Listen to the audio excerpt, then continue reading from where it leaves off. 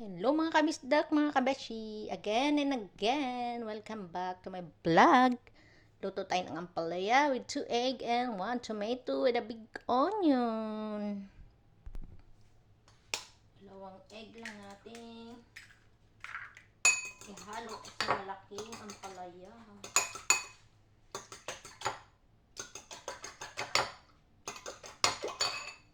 Natin ng konting pampalasa ng ating egg. Yan, konting salt. Salt, a little salty. Pins lang. Iwain natin ang ating mga ingredients, mga kabisdak. Iwain na natin yung pinakamalaki nating ampalaya. Tama na ampalaya ko, giant. Ang haba po ng ampalaya ko, super giant. Lampas pa sa aking braso. Kita mo naman yung super giant. Giant na ampalaya. Iwain natin siya. Iwain natin ng 4 para masyadong malapat. Ayan. Gasan natin ang ating ampalaya. Suk natin ng konti ng asin para hindi siya mag-bitter, bait-bait ba.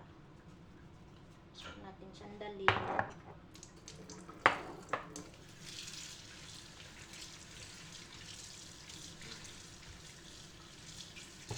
Suk natin tapos igisa natin ang ating. Hey guys, lutuin na natin ang ating ampalaya. Igisa ko yung aking itlog sa mahabang onion para mabango. Onion with the egg. Yan, lutuin mo natin ang onion para smell good. Yan. Yan natin ng konting pitik a pinch of salt ang ating onion. And guys, medyo nag-translucent na ating onion. Lagay na natin yung ating egg.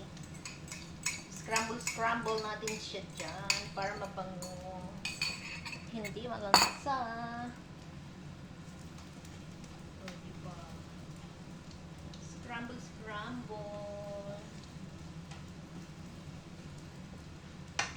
Lagyan natin ng kanting pepper.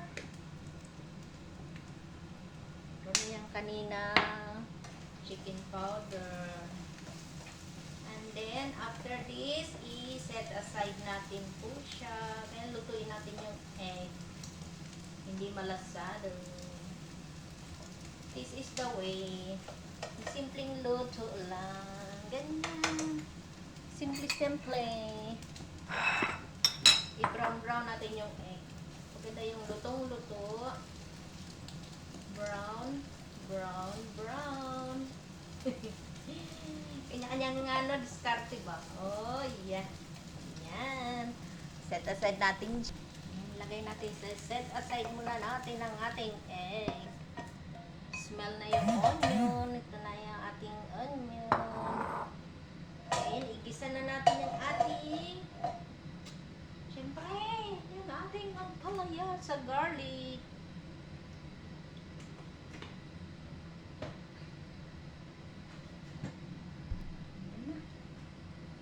Garlic. Ayan.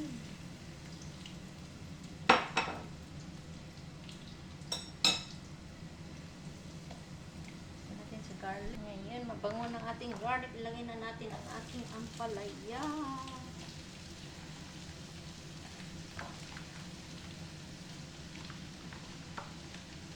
Kung marami lang, pero kukupos din yan.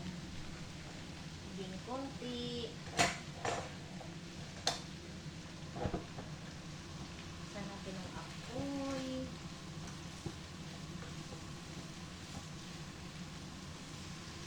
Pakutsa muna natin siya sa garlic. May natin ilagay ating kamatis para hindi ma-overcook. Takpan muna sandali. Natin ang konting asin. Konting salt lang. Konting chicken powder. Konti lang naman. Sprinkle. sugar para pang kontra sa pait.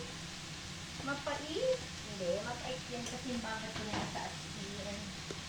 So, water na may salty water. Kunting takip-takip lang muna. Takpan natin yung sandali. Ayan, nag-simmer na siya. So, ibig sabihin, ilagay na natin yung ating kamatis. Kamatis. Ayan. Ayan, para sabay sila maluto. Kunting kamatis lang. Ayan. Tikman natin mamaya konti.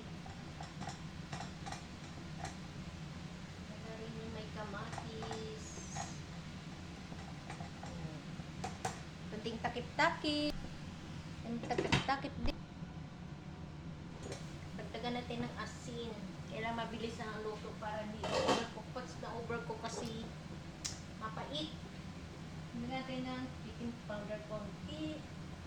Lagay na natin yung ating egg. Yan, luto na. Ano na yung ating kamatis, lumambot na. Oh. Yan, kasi yung kamatis pwede makainin ng hilaw. Yan, lagay na natin yung, lagay ko muna ng, yan, lagay ko muna ng cornstarch. Yan, para yan ang luto ko ngayon. Ang maalat, konting asin lang. Halo na natin yung ating set aside na egg. So kasi lutong-luto ang egg. Kaya mabango na may onion. Ayun na. Luto na siya. Pwede na kainin. Konting kanin. Ito na ang ating ginisang ampalaya with egg. Yan na po siya. Yan na po. Pwede na nating kainin.